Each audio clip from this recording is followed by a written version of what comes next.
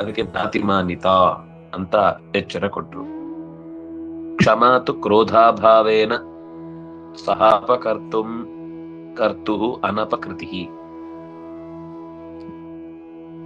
ಒಬ್ಬ ನಮ್ಮ ಮೇಲೆ ತುಂಬಾ ಕೆಟ್ಟ ಮಾತುಗಳನ್ನ ಆಡ್ತಾನೋ ಅಥವಾ ಏನೋ ಮಾಡ್ತಾನೆ ಅಂತ ಇಟ್ಕೊಳ್ಳಿ, ಅಥವಾ ನಮಗೆ ಅನ್ಯಾಯ ಮಾಡ್ತಾನೆ, ಅವನು ಕೂಡ ಉದ್ದೇಶಪೂರ್ವಕ ಅವನು ಹೊಟ್ಟೆಪಾಡು ಅಂತ ಇಟ್ಕೊಳ್ಳಿ, ಅಥವಾ ಇನ್ನೇನೋ ಒಂದು ಮಾಡ್ತಾನೆ, ಒಂದು ತಪ್ಪೇ ಮಾಡಿದ್ ಸರಿ ಅಂತಲ್ಲ. ಆದ್ರೆ ಅದರಿಂದ ಅವನ ಮೇಲೆ ಕೋಪ ಮಾಡ್ಕೊಂಡು ಏನೂ ಉಪಯೋಗ ಇಲ್ಲ, ಅಥವಾ ಅವನಿಗೆ ಶಿಕ್ಷೆ ಕೊಟ್ಟರು ತಿಳ್ಕೊಳ್ಳೋನಲ್ಲ ಅಂತ ಸಂದರ್ಭದಲ್ಲಿ, ಅಥವಾ ತಿದ್ದಿಕೊಳ್ಳೋನಾಗಿದ್ರೆ ಒಂದು ತರ, ಅದು ಕೂಡ ಮೈ ಮರೆತ ಕೋಪ ಮಾಡ್ಕೊಂಡು ಅವನನ್ನ ತಿದ್ದುವ ದಾರಿಗೋಸ್ಕರ ಅದನ್ನ ಎಳ್ಕೊಂಡ್ ಬರೋದಷ್ಟೇ, ಅದನ್ನ ಮತ್ತೆ ಹಠ ಸಾಧಿಸುದಲ್ಲ. ಅವತ್ತು ಅವನು ಮಾಡಿದಾನೆ. ಆಚಾರ್ಯರ ಮಾತು ಸ್ಪಷ್ಟ ಗಮನಿಸಿ, ಅಪಕರ್ತು ಅನಪಕೃತಿ. ನಮ್ಗೆ ಅನ್ಯಾಯ ಮಾಡಿದ ಅಂತ ವಾಪಸ್ ಅವನಿಗೆ ಅನ್ಯಾಯ ಮಾಡಿದ್ರೆ ನಾನು ಶತಸಿದ್ಧ ಅಂತ ಭಾವಿಸುವುದೇನಿದೆ, ಇದು ಅಪಾಯಕಾರಿ.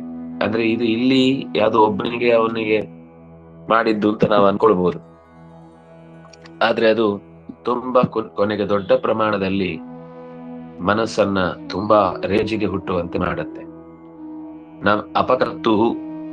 ಅಪಕರ್ತು ಅಂದ್ರೆ ನಮಗೆ ಅಪಕಾರ ಮಾಡಿದವನಾಗಿದ್ರು ಕೂಡ ಅವನಿಗೆ ಅನಪಕೃತಿ, ಅವನಿಗೆ ಅನ್ಯಾಯ ಮಾಡದೇ ಇರುವುದು, ಪ್ರತಿಯಾಗಿ ಅವನಿಗೂ ಹಠ ಸಾಧಿಸಿ ಚುಚ್ಚಿ ನೋಯಿಸಿ ಮಾತಾಡಿಯೇ ಅವನಿಗೆ ಬೇಸರ ಪಡಿಸಿ ಖುಷಿ ಪಡುವಂಥದ್ದು, ಅಥವಾ ಅವನನ್ನ ಕಷ್ಟಕ್ಕೀಡು ಮಾಡಿ ಖುಷಿ ಪಡುವಂಥದ್ದು,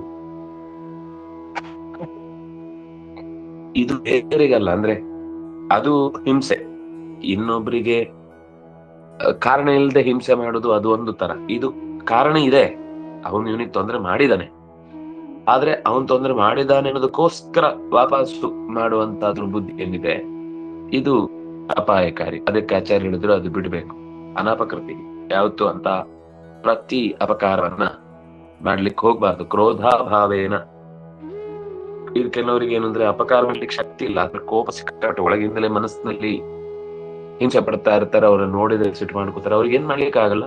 ಆದ್ರೆ ನೋಡ್ದಾಗೆಲ್ಲ ಕೈ ಹಿಸ್ಕೊಳ್ಳೋದು, ನೋಡ್ದಾಗೆಲ್ಲ ಚಿಂತೆಗೀಡಾಗುದು, ನೋಡ್ದಾಗೆಲ್ಲ ಅವ್ರ ಬಗ್ಗೆ ಕೆಟ್ಟ ಮಾತುಗಳನ್ನ ಹೇಳೋದು, ನೋಡಿದಾಗೆಲ್ಲ ಅವರನ್ನ ಹೇಗಾದ್ರೂ ಮಾಡಿ ಡಿಗ್ರೇಡ್ ಮಾಡೋದಕ್ಕೆ ಪ್ರಯತ್ನ ಪಡೋದು, ಇದೆಲ್ಲ ಕ್ರೋಧದ ಪರಿಣಾಮ. ಕೆಲವರಿಗೆ ಕ್ರೋಧದ ಜೊತೆಗೆ ಅದಕ್ಕೆ ಸರಿಯಾದ ಒಂದು ಮಾರ್ಗವನ್ನು ಹುಡುಕಿ ಅವರನ್ನ ದಾರಿ ಕೆಡಿಸುವಂತಹ ಪ್ರಯತ್ನ ಅಥವಾ ಅವರಿಗೆ ತೊಂದರೆ ಕೊಡುವಂತಹ ಪ್ರಯತ್ನ ನಡೆಯುತ್ತೆ. ಇದು ತಪ್ಪು. ತೇಜ ಕ್ಷಮಾ. ಅಕ್ರೋಧ ಅದೋಷಕೃತ್ ಶತ್ರೋ ಕ್ಷಮಾವಾಂಸ ನಿಗದ್ಯತೆ. ಶತ್ರೋ ಅಪಿ ಅದೋಷಕೃತ್. ಶತ್ರುವಿಗೂ ಕೂಡ ಪ್ರತಿಯಾದ ಅನ್ಯಾಯ ಮಾಡದೇ ಇರುವ, ಅವನು ಹೊಡಿತಾನೆ ಅಂತ ನಾನು ವಾಪಸ್ ಹೊಡೆದು ಬಿಡ್ತೇನೆ ಅಂದ್ರೆ ಈಗ ರಕ್ಷಣೆ ಮಾಡ್ಕೊಳ್ಳೋದು ಬೇರೆ. ಇದನ್ನ ನೀವು ಲಿಟರಲಿ ಕೆಲವೊಂದ್ಸರ್ತಿ ಹಾಗೆ ತಗೊಂಡ್ರೆ ತಲೆಯೆಲ್ಲ ಕೆಟ್ಟ ಹೋಗುತ್ತೆ. ಪ್ರಸಂಗ ನೋಡ್ಕೊಳ್ಬೇಕು. ನಮ್ಗೆ ತೊಂದರೆ ಆಗ್ತಾ ಇದೆ, ನಮ್ಮ ಜೀವನ ಹೋಗುವ ಪರಿಸ್ಥಿತಿ ಬರ್ತಾ ಇದೆ, ಆಗ ಶಾಂತವಾಗಿ ಮಾತಾಡುದು ಅಂತ ಚೇಳ್ನ ಹತ್ರ ಪಾರ್ಪತಿಗೆ ಕೊಟ್ರೆ ಅದು ಕಚ್ತಾ ಇರುತ್ತೆ. ಆಗ ಅದರಿಂದ ದೂರ ಮಾಡ್ಕೊಳ್ಬೇಕು, ಪ್ರಸಂಗವನ್ನ ಬಾರದಂತೆ ನೋಡ್ಕೊಳ್ಬೇಕು. ಶತ್ರೋಹೋ ಅದೋಷಕೃತ್ ಅಕ್ರೋಧ. ಶತ್ರುವಿನ ವಿಷಯದಲ್ಲಿ ಕೋಪಗೊಳ್ಳದೆ ಇರುವುದು ಅಂದ್ರೆ ಅವನ ಬಗ್ಗೆ ಕೋಪ ಮಾಡ್ಕೊಂಡ್ರೆ ಅವನೆಲ್ಲೋ ಇರ್ತಾನೆ, ಆದ್ರೆ ಅವನ್ ನಮ್ ತಲೆಯಲ್ಲಿದ್ದಾನೆ ಅಂತಂದಾಗ, ಅಥವಾ ಒಂದು ಅನ್ಯಾಯ ನಮ್ ತಲೆಯಲ್ಲಿ ಕೂತಿದೆ ಅಂತಂದಾಗ ಇಡೀ ದಿವಸ ಒಳ್ಳೆ ಯೋಚನೆ ಮಾಡ್ಲಿಕ್ಕೆ ಅದ್ ಬಿಡುದೇ ಇಲ್ಲ. ನಮ್ಗೆ ಎಷ್ಟು ಕೆಲಸ ಇದೆ, ನಮ್ಗೆ ಎಷ್ಟು ನಮ್ಮ ವ್ಯಕ್ತಿಗತವಾದ ಉದ್ಧಾರಕ್ಕೆ ಮಾಡಿಕೊಳ್ಳಬೇಕಾದ ಕಾರ್ಯಗಳಿವೆ, ಅದನ್ನೆಲ್ಲ ಮರೆತು ಏನೂ ಮಾಡದೆ ಕೇವಲ ಹಠ ಸಾಧಿಸುದು, ಕೇವಲ ಜಿದ್ದು ಸಾಧಿಸುದು, ಅವ್ರ ಬಗ್ಗೆ ನೆನೆಸಿದಾಗೆಲ್ಲ ನಾವು ಅಸಹಾಯಕರಾಗುವುದು, ಕಳ್ಕೊಳ್ಳುವುದು ಎಲ್ಲವನ್ನು ಕೂಡ. ಇದು ದೈವಿ ಸಂಪತ್ತಲ್ಲ, ಇದು ಆಸುರಿ ಸಂಪತ್ತು. ಹಿಂದೆ ಉಳಿದದ್ದೆಲ್ಲ ಗೊತ್ತಿರುವಂತದ್ದೇ. ಧೃತಿ, ನಿಶ್ಚಿತವಾದಂತ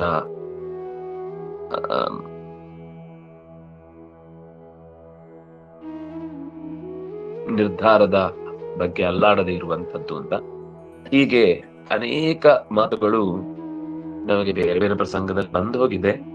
ಧೃತಿ ಸಾ ಪಾರ್ಥರಾಜಸಿ ಅಂತ ಮುಂದೆಯೂ ಕೂಡ ನಿರೂಪಣೆ ಮಾಡ್ತಾನೆ.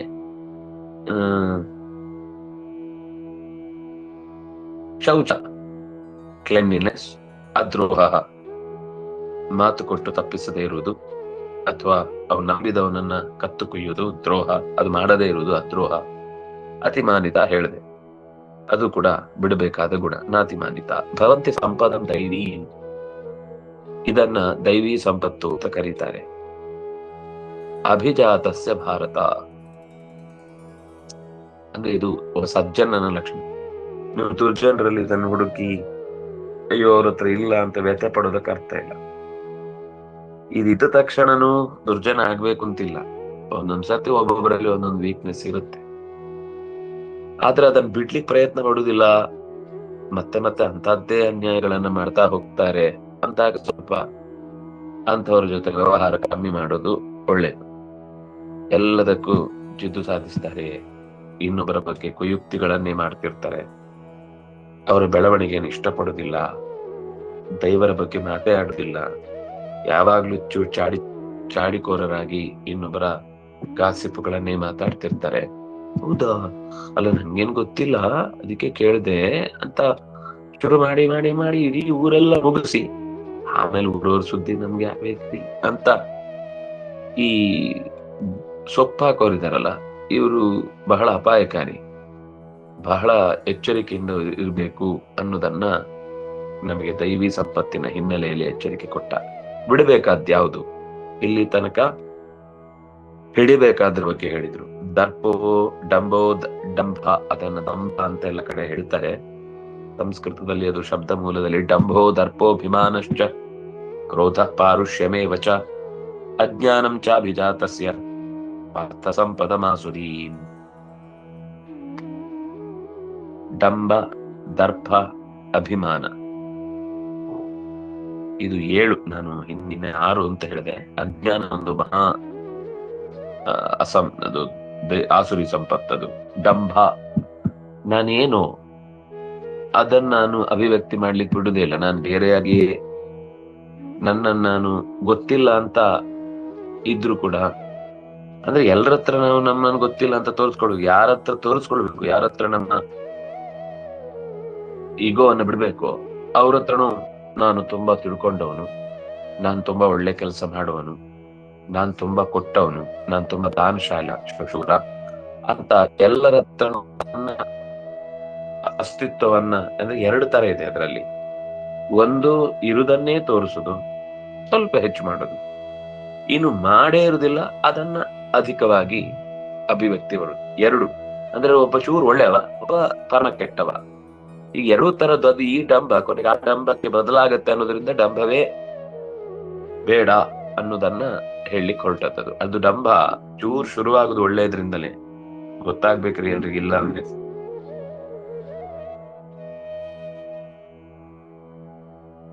ಮಾಡೋರಿಗೂ ಇಂಟ್ರೆಸ್ಟ್ ಬರಲ್ಲ ಅಂತ ಶುರುವಾಗುತ್ತೆ. ಆಮೇಲೆ ಯಾರಾದ್ರೂ ಮಾಡಿದ್ ಹೇಳಿಲ್ಲ ಅಂದ್ರೆ ಸಿಟ್ಟು ಬರ್ಲಿಕ್ಕೆ ಶುರುವಾಗುತ್ತೆ. ಮಾಡದ್ದು ಹೇಳಿಲ್ಲ ಅಂದ್ರೆ ತಲೆ ಕೆಡಿಸ್ಕೊಳ್ಳ, ಮಾಡಿದ್ ಮಾತ್ರ ಹೇಳಲೇಬೇಕು. ಅದು ಒಂದು ಡಂಬವೇ. ತನ್ನನ್ನು ತಾನು ಅತ್ಯಂತ ಹೆಚ್ಚು ಅಂತ ತೋರಿಸಿಕೊಳ್ಳುವಂತ ಇದು ದರ್ಪ. ನನ್ನಷ್ಟು ಮಾಡೋರು ಯಾರಿಲ್ಲ. ಇದು ತನ್ನ ಬಗ್ಗೆ ಇನ್ನೊಬ್ರಿಗೆ ಗೊತ್ತಾಗ್ಬೇಕು ಅಂತ ಬಯಸು. ದರ್ಪ ಅನ್ನೋದು ಹೇಗೆ ಅಂದ್ರೆ, ನನ್ ಬಗ್ಗೆ ಎಲ್ರಿಗೂ ಗೊತ್ತು ಮಾಡಿಕೊಂಡು ಅವ್ರು ನನಗ್ ಬಾಗಬೇಕು ಅಂತ. ಇದು ಗೊತ್ತಾಗಿ ಏನಾಗುತ್ತೆ ಗೊತ್ತಿಲ್ಲ, ಗೊತ್ತಾದ್ರೆ ಖುಷಿ ಆಗುತ್ತೆ ಕೆಲವರಿಗೆ. ಇದು ಹಾಗಲ್ಲ. ದರ್ಪ ಅನ್ನೋದು ನನ್ನ ಮಾತಿನಂತೆ ಎಲ್ಲ ನಡಿಬೇಕು, ನಾನು ಹೇಳಿದ ಹಾಗೆ ಎಲ್ಲ ಇರ್ಬೇಕು. ನಾನಿಷ್ಟು ಸಂಪತ್ ಭರಿತವಾದ ವ್ಯವಸ್ಥೆಯ ಮಧ್ಯದಲ್ಲಿ ಬದುಕಿದವನು, ನಾನು ಹೀಗೆಲ್ಲ ನಡ್ಕೊಂಡು ಹೋಗುದು ಅಂದ್ರೆ ಏನರ್ಥ? ನನಗೆ ದಾರಿ ಕೊಡುದಿಲ್ಲ ಅಂದ್ರೆ ಏನರ್ಥ? ಮೊದಲು ನನ್ನನ್ನು ಗುರುತಿಸುವುದಿಲ್ಲ ಅಂದ್ರೆ ಏನರ್ಥ? ಎಲ್ಲದಕ್ಕೂ ದೇವ್ರ ದರ್ಶನ ಮೊದಲು ನನಗೆ ಕೊಡಿಸ್ಬೇಕು. ನಡ್ಕೊಂಡಲ್ಲಿ ಕಾಯ್ದು ದೇವರ ದರ್ಶನಕ್ಕೆ ಕ್ಯೂ ಅಲ್ಲಿ ನಿಲ್ಲಿಕ್ಕಾಗಲ್ಲ. ನಾನು ದುಡ್ಡು ಕೊಟ್ಟಿದ್ದೇನೆ, ಸೀದಾ ದೇವ್ರು.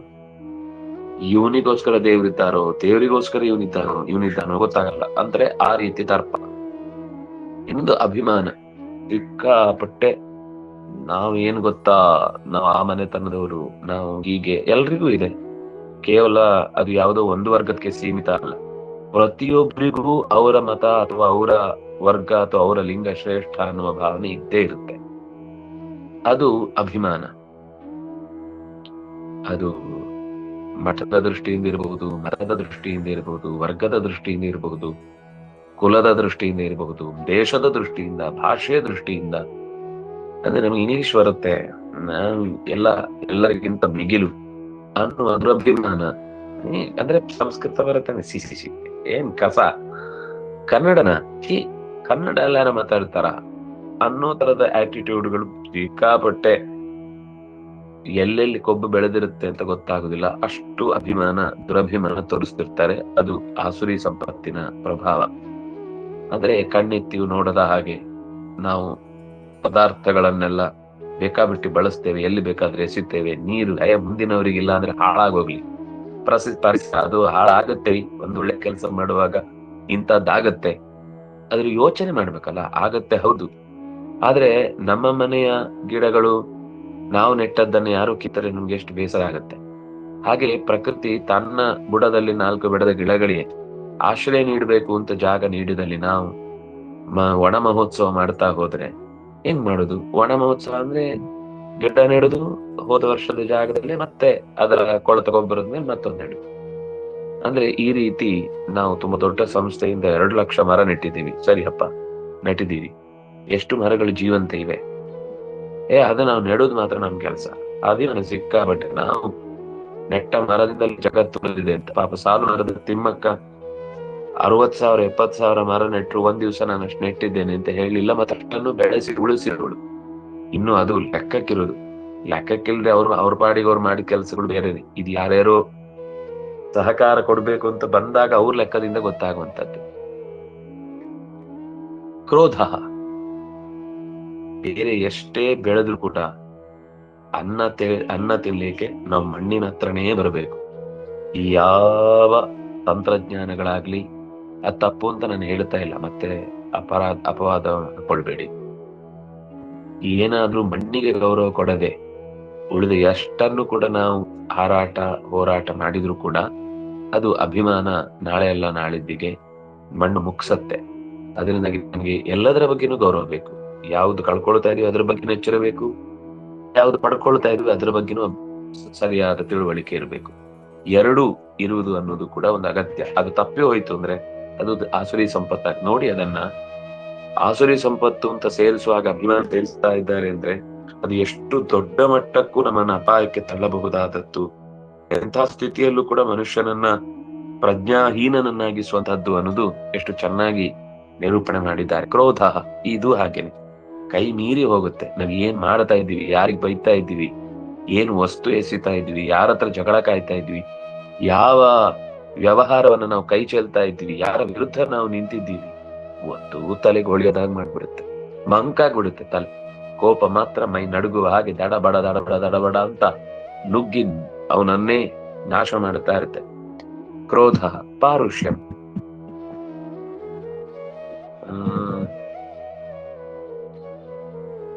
1 2 3 4 5 ಸರಿ ಇದೆ. ನಾನು 7 ಅನ್ಕೊಂಡೆ. 6 ನಾನು ಮೇಲನೆ 6 ಇದೆ, ಕೆಳಗಡೆ ಅಜ್ಞಾನ 7ನೇದು ಅಂತ ಅನ್ಕೊಂಡೆ. ಕರೆಕ್ಟ್ ಇದೆ. 6 ಷಡ್ವೈರಿಗಳು. ಪಾರುಷ್ಯ ಮುಂದೆ ಎಲ್ಲಿ ಆದ್ರೂ ಈ ಷಡ್ವೈರಿಗಳು ಅಂತ ಹೇಳುವಾಗ ಇದನ್ನು ಇಟ್ಕೊಳ್ಬೇಕು. ಷಡ್ವೈರಿಗಳು ಯಾವುದು ಅಂದ್ರೆ ಕಾಮಕ್ರೋಧ ಲೋಭ ಮೋಹ ಮದ ಮತ್ಸರ ಒಂದು ರೀತಿ ಆದ್ರೆ, ಡಂಬ ದರ್ಪ ಅಭಿಮಾನ ಕ್ರೋಧ ಪಾರುಷ್ಯ ಅಜ್ಞಾನ ಅನ್ನೋದು ಇನ್ನೊಂದು ರೀತಿ ಷಡ್ವೈರಿಗಳು. ಇದು ಆಸುರಿ ಸಂಪತ್ತಾದ್ರಿಂದಾಗಿ ನಿಜವಾದ, ಯಾಕೆಂದ್ರೆ ಬರೀ ಕಾಮನೆ ಅನ್ನೋದು ಆ ಕಾಲದ ಒಂದು ವ್ಯವಸ್ಥೆಯಲ್ಲಿ ಅವನನ್ನ ನಾಶ ಮಾಡುತ್ತೆ. ಇದೆಲ್ಲ ದೊಡ್ಡ ಪ್ರಮಾಣದಲ್ಲಿ ಪ್ರಕೃತಿಯ ಮೇಲೆ, ಮನುಷ್ಯರ ಮೇಲೆ, ಸಮಾಜದ ಮೇಲೆ ಹಾನಿ ಉಂಟು ಮಾಡುವಂತದ್ದು. ಪಾರುಷ್ಯ ಅಂದ್ರೆ ಸ್ವಲ್ಪ ಒರಟು ಮಾತು, ಒರಟು ನಡೆನು, ಒರಟು ಪ್ರೀತಿಯಿಂದ ಮಾತೆ ಆಡಿಸಲ್ಲ, ಗೌರವ ಕೊಟ್ಟು ನಡ್ಸ್ಕೊಳಲ್ಲ. ಅವನು ವಿದ್ವಾಂಸ ಆಗಿದ್ರೆ ಏನ್ರಿ, ಸಂಸ್ಥೆಗೆ ಅವನು ದುಡಿಬೇಕು. ನೀವು ಒಬ್ಬ ಜ್ಞಾನಿ ಹತ್ರ ಹೇಗ್ ನಡ್ಕೊಳ್ಬೇಕು, ಒಬ್ಬ ಅಜ್ಞಾನಿ ಅಥವಾ ಈಗ ಕೆಲಸಕ್ಕೆ ಅಂತ ಯಾರು ಇರ್ತಾರೆ ಅವ್ರಿಗೆ ಆ ಕೆಲಸ ಹಚ್ಬೇಕು. ಅನ್ಯಾಯ ಮಾಡೋದಿಲ್ಲ, ಎಲ್ಲಾ ಕೆಲಸವನ್ನು ಎಲ್ರಿಗೂ ಹಚ್ಚಿಬಿಡುದು ಅನ್ನೋ ತರದ ಒಂದು ದಡ್ಡತನ ಇರುತ್ತೆ. ಇದು ಒಂಥರ ಪಾರುಷ್ಯ. ಈಗ ಏನು ಓದ್ಲಿಕ್ಕೆ ಬರದವನನ್ನ, ಅವನ ಪಾಪ ಜೀವನದಲ್ಲಿ ಏನು ಗೊತ್ತಿಲ್ಲ, ಅವನನ್ನ ನೀವು ಒಂದು ಸ್ಟೇಜ್ ಅಲ್ಲಿ ಕರೆದು ಮಾತಾಡುವಂತವನನ್ನ ಅವಮಾನ ಮಾಡಿದ್ರು, ಸ್ಟೇಜಿಗೆ ಕರೆದು ಅವ್ನು ಹೇಳ್ತಾರೆ, ಸ್ವಾಮಿ ನನಗೆ ನೀವು ಸ್ಟೇಜ್ ಇಡಿ ಅಂತ ಹೇಳಿ, ರೆಡಿ ಮಾಡಿ ಅಂತೇಳಿ. ಸ್ಟೇಜ್ ಮೈಕ್ ನನ್ನ ಕೈ ಕೊಡು, ನಾನು ಮೈಕ್ ರೆಡಿ ಮಾಡ್ತೇನೆ ಅಂತ ಹೇಳಿದ್ರು ಅವನನ್ನ ಕರೆದು ಬೇಕು ಅಂತ ಅವನನ್ನ ಅವಮಾನ ಮಾಡುವಂತಹ ರೀತಿಯ ಕಟುವಾದ ವರ್ತನೆ ಎಷ್ಟು ತಪ್ಪು. ಅಷ್ಟೇ ಒಬ್ಬ ಸ್ಟೇಜ್ ಅಲ್ಲಿ ಚೆನ್ನಾಗಿ ಒಳ್ಳೆ ವಿಷಯವನ್ನು ಪ್ರಸ್ತಾವನೆ ಮಾಡುವವನನ್ನ ಅವನಾಗಿ ಕೆಲಸ ಮಾಡ್ತಾನೆ ಅಂದ್ರೆ ಬೇರೆ. ನೀವು ಅವನಿಗೆ ಸ್ಟೇಜೇ ಕೊಡದೆ ಅವನನ್ನು ಬರೀ ಕುರ್ಚಿ ಇಡ್ಲಿಕ್ಕೆ, ಟೇಬಲ್ ತೆಗಿಲಿಕ್ಕೆ ಅವನನ್ನು ಆದಷ್ಟು ಅವಾಯ್ಡ್ ಮಾಡೋದು, ಸ್ಟೇಜ್ ಮಧ್ಯೆ ಬರದ ಹಾಗೆ. ಯಾಕಂದ್ರೆ ಅವ್ನ್ ಮಾತಾಡಿದ್ರೆ ನಮ್ದೆಲ್ಲ ಗುಟ್ಟು ಬಿಟ್ಟು ಹೋಗುತ್ತೆ ಅಂತ. ಒಂಥರ ಪಾರುಷ್ಯ. ನೀವು ಈ ಸೀಟ್ ಅಲ್ಲಿ ಕೂತ್ಕೊಳ್ಳಿಕ್ಕೆ ಲಾಯಕ್ಕಲ್ಲ, ನೀವ್ ಏನ್ರಿ ಮ್ಯಾನೇಜರ್ ಆಗಿ ಡ್ಯಾಮೇಜ್ ಮಾಡ್ತಾ ಇದೀರಿ ಅಂತ ಏನು ಕಾರಣ ಇಲ್ಲದೆ ಒಟ್ಟು ಟಾರ್ಗೆಟ್ ಮಾಡುವ ದೃಷ್ಟಿಯಿಂದ ಕಠಿಣವಾದ ಮಾತುಗಳನ್ನಾಡುದು, ಕಠಿಣವಾದ ನಡೆಗಳನ್ನ ತೋರುದು, ಯಾರತ್ರ ಹೇಗೆ ವರ್ತಿಸ್ಬೇಕು ಅಂತ ಗೊತ್ತಿಲ್ಲದೆ ಇರುವಂತಹ ದಡ್ಡತನ, ಪಾರುಷ್ಯ. ಇನ್ನೊಂದು ಅಜ್ಞಾನ. ಇದೆಲ್ಲದರ ತಾಯಿ ಅಜ್ಞಾನ ಅನ್ನೋದು. ಎಲ್ಲ ಬರ್ಲಿಕ್ಕೂ ಕಾರಣ ಡಂಬ, ದರ್ಪ, ಅಭಿಮಾನ, ಕ್ರೋಧ, ಪಾರುಷ್ಯ. ಇದರಲ್ಲಿ ಪ್ರತಿಯೊಂದಕ್ಕೂ ತಾಯಿ ಯಾವುದು ಅಂದ್ರೆ ಅಜ್ಞಾನ. ಯಾವಾಗ ವಿಷಯ ಏನು ಅಂತ ಗೊತ್ತಿರುತ್ತೋ ಆಗ ಕೋಪ ಬರಲ್ಲ. ಯಾವಾಗ ಅವರ ಸ್ಥಾನಮಾನ ಏನು ಅಂತ ಅವರ ಅರ್ಹತೆಗೆ ತಕ್ಕಂತೆ ಗೌರವಿಸಬೇಕು ಅನ್ನೋ ಎಚ್ಚರ ಇದ್ದಾಗ ಅವನು ಪರುಷನಾಗಿ ಮಾತನಾಡಲ್ಲ. ನನ್ನಕ್ಕಿಂತ ಚೆನ್ನಾಗಿ ಕೆಲಸ ಮಾಡಿದವರು ಇದ್ದಾರೆ ಎಂದಾಗ ಕೆಟ್ಟ ಅಭಿಮಾನ ಹುಟ್ಟಲ್ಲ. ನಾನೇನು ಅಲ್ಲ, ಇಂಥವ್ರು ಬಹಳ ಜನ ಇದ್ದಾರೆ ಅಂತ ಗೊತ್ತಾದಾಗ ದರ್ಪ ಬರಲ್ಲ. ನಾನಾಗಿ ಕಾಣಿಸ್ಕೊಳ್ಬೇಕಾದದ್ದೇ ಬಹಳ ಕಾಲ ಉಳಿಯುತ್ತೆ. ನಾನು ಬೇರೆಯವನಾಗಿ ತೋರಿಸಿಕೊಂಡದ್ದು ಒಂದಲ್ಲ ಒಂದು ದಿವಸ ಮುಖವಾಡ ಕಳಚಿ ಬೀಳುತ್ತೆ ಅನ್ನೋ ಎಚ್ಚರ ಇದ್ರೆ ಅವನಿಗೆ ಡಂಭ ಬರಲ್ಲ. ಅದರಿಂದಾಗಿ ಅಜ್ಞಾನ ಅನ್ನೋದು, ಈ ಜ್ಞಾನದ ಕೊರತೆಯೇ ಈ ಡಂಬ, ದರ್ಪ, ಅಭಿಮಾನ, ಕ್ರೋಧ, ಪಾರುಷ್ಯ ಎಲ್ಲ ದುರ್ಗುಣಗಳ, ಎಲ್ಲ ಆಸುರಿ ಸಂಪತ್ತಿನ ಪಿತಾಮಹಿಯಾಗಿ ಕೂತು ಬಿಡ್ತಾಳೆ. ಬಹಳ ಡೇಂಜರ್. ಇವಳನ್ನ ನಿಗ್ರಹ ಮಾಡದೆ ಹೋದ್ರೆ ಆಸುರಿ ಸಂಪತ್ತು ದೈವಿ ಸಂಪತ್ತಿನ ಮೇಲೆ ಸವಾರಿ ಮಾಡ್ತಾಳೆ. ಇರುವುದು 6 ಆದ್ರೂ 26 ನಿಗ್ರಹಿಸುತ್ತೆ. 26 ಗುಣಗಳನ್ನ ಮೈಮರೆಸಿ ಬಿಡುತ್ತೆ. ಈ ಅಜ್ಞಾನ ಇದ್ದಾಗ ಮೇಲಿನ ಗುಣಗಳು ಕೂಡ ದುರ್ಗುಣಗಳಾಗಿ ಬಿಡುತ್ತವೆ. ಯಾರತ್ರ ಏನ್ ಮಾತಾಡಬೇಕು ಅಂತ ಗೊತ್ತಿಲ್ಲದೆ ಯದ್ವಾ ತದ್ವಾ ಅವನ್ ನಿರ್ಭಯವಾಗಿರ್ತಾನೆ. ಆದ್ರೆ ಅವನ್ ಕಂಡ್ರೆ ಎಲ್ರಿಗೂ ಭಯ ಇರುತ್ತೆ.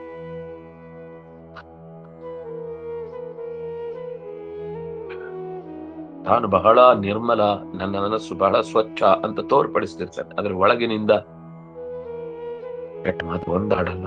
ಬಹಳ ನಾಜೂಕಾಗಿ ಪ್ರತಿಯೊಬ್ಬರನ್ನು ಗೌರವಕ್ಕೆ ತೆಗೆದುಕೊಂಡು ಮಾತನಾಡುವಂಥದ್ದು. ತುಂಬಾ ಏನ್ರಿ ಅವನಷ್ಟು ವೈಸ್ ಪರ್ಸನ್ನೇ ಇಲ್ಲ ಅನ್ನುವ ಹಾಗೆ ಬದುಕ್ತಾ ಇರ್ತಾನೆ. ಅದು ಡಂಬನೆ. ಮತ್ತೆ ಮೇಲಿನ ಎಲ್ಲ ಗುಣಗಳು ಅವನ ಹತ್ರ ಇದೆ ಅಂತನ್ನುವ ಹಾಗೆ ಇರುತ್ತೆ. ಆದ್ರೆ ಯಾವತ್ತೂ ಕೂಡ ಅದನ್ನ ಮನಪೂರ್ವಕವಾಗಿ ಮಾಡಿರಲ್ಲ. ಇದು ಒಂದು ರೀತಿಯ ಆಸುರಿ ಸಂಪತ್ತಿನ ಪ್ರಭಾವ. ಏನಾಯ್ತು, 2 ಸಂಪತ್ತುಗಳನ್ನು ಯಾಕೆ ಹೇಳಿದ ಕೃಷ್ಣ ಅಂತ ಅದರ ನಿರೂಪಣೆಯನ್ನು ಮಾಡ್ತಾನೆ. ದೈವಿ ಸಂಪತ್ ವಿಮೋಕ್ಷಾಯ ನಿಬಂಧಾಯ ಸುರೀಮತ